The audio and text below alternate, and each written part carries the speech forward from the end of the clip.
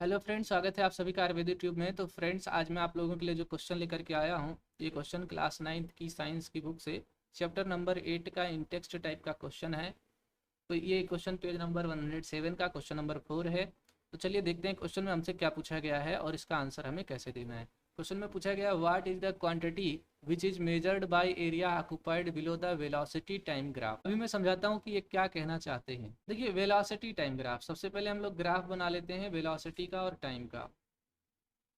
ये हमारा Y axis है, वाई एक्सिस पे हमारा वेलोसिटी हो जाएगा।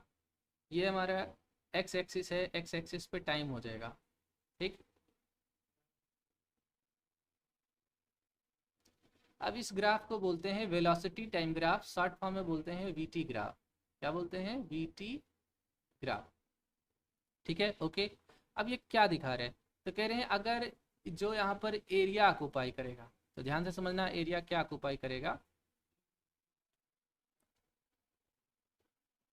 अब जैसे मान लीजिए कि यहाँ से वेलोसिटी टाइम ग्राफ है और यहाँ से कोई एक जो लाइन है यहाँ से ऐसे पास हो रही है। ठीक है। अब ये लाइन के अंदर मान लीजिए कोई एरिया है, जैसे मान लीजिए कि एक पॉइंट हम यहाँ ले ले रहे हैं, फिर मान लीजिए कि एक पॉइंट हम यहाँ ले ले रहे हैं। तो यहाँ पर जो एरिया इसने कवर किया है, जो एरिया इसने कवर किया है, यह एरिया क्या शो करता है, क्या दिखाता है? क्या दिखाने का मतलब, ये टाइम बता रहा है, मोशन बता रहा है, डिस्टेंस बता रहा है, डिस्प्लेसमेंट बता रहा है, एक्सेलरेशन बता रहा है। ये क्या बता रहा है? ये जो है ना, इस पॉइंट और इस पॉइंट का क्या बता रहे हैं? देखो, मैं सीधी सीधी सी बात करूंगा। ये जो वीटी ग्राफ होता है, क्या होता है? जो वीटी ग्राफ होता है, उसके नीचे का जो एरिया होता है ना, वो एरिया हमेशा या तो डिस्टेंस बताता है या तो मैग्नीट्यूड ऑफ डिस्प्लेसमेंट बताता है। मैग्नीट्यूड का मतलब वैल्यू, कोई नंबर। ठीक है। तो ये जो ग्राफ है ना, वो क्या बताता है? ये जो ग्राफ है वो या तो डिस्टेंस बताएगा या डिस्प्लेसमेंट बताएगा। यानी ये जो एरिया हमने वाइट कलर से घेरा हुआ है, ये एरिया जो है या तो फिर दूरी होगा या विस्थापन होगा, डिस्टेंस होगा या डिस्प्लेसमेंट होगा। तो area occupied below the velocity time graph, तो वो क्वांटिटी क्या कहेंगे? जो वेलोसिटी टाइम ग्राफ के नीचे का एरिया। तो नीचे का एरिया यही रहा, ये आपका नीचे का एरिया है ये पूरा। और ये क्या बताता है? ये बताता है डिस्टेंस या डिस्प्लेसमेंट को। फिर से बोलो मेरे साथ, क्या बताता है? डिस्टेंस या डिस्प्लेसमेंट को। क्या बताता है? डिस्टेंस या डिस्प्लेसमेंट को। दूरी या विस्थापन को बताता है। कौन बताता है? वेलोसिटी टाइम ग्राफ के जो नीचे वाला भाग है, बिलो वाला पार्ट। ठीक है।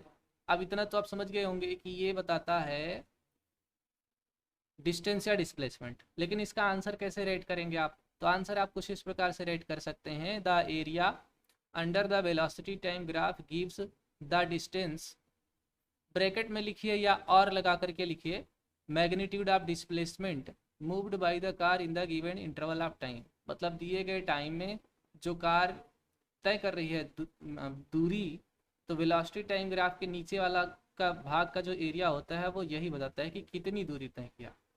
डिस्प्लेसमेंट कितना हुआ, क्या बताता है? डिस्टेंस या फिर डिस्प्लेसमेंट कितना हुआ। अच्छा, इसका एक फार्मूला भी है जिससे आप कैलकुलेट कर सकते हैं। हालांकि अलग अलग ग्राफ के सिचुएशन में अलग अलग होता है, पर जो मैंने आपकी एनसीईआरटी से लिया है उस पर्टिकुलर केस के लिए ये फार्मूला है। तो ये है आपके एनसीईआरटी में यहाँ पर दिखाया गया है।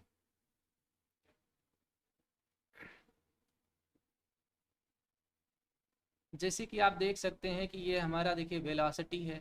ये हमारा क्या है? वेलोसिटी। ये हमारा क्या है? टाइम। तो इसको बोला गया वेलोसिटी टाइम ग्राफ। अब वेलोसिटी टाइम ग्राफ में देखिए, ये जो पॉइंट ए है और ये जो पॉइंट ई है, इसके बीच में ये जो एरिया है, ठीक है, इस एरिया को हम बोलते हैं डिस्टेंस या फिर डिस्प्लेसमेंट। क्या बोलते हैं? डिस्टेंस या फिर डिस्प्लेसमेंट। अब यहाँ पर एक भाग ट्रायंगल का है और एक भाग रेक्टेंगल का है, तो इसीलिए यहाँ पर ये रेक्टेंगल का एरिया हो गया और ये आपका ट्रायंगल का एरिया हो गया।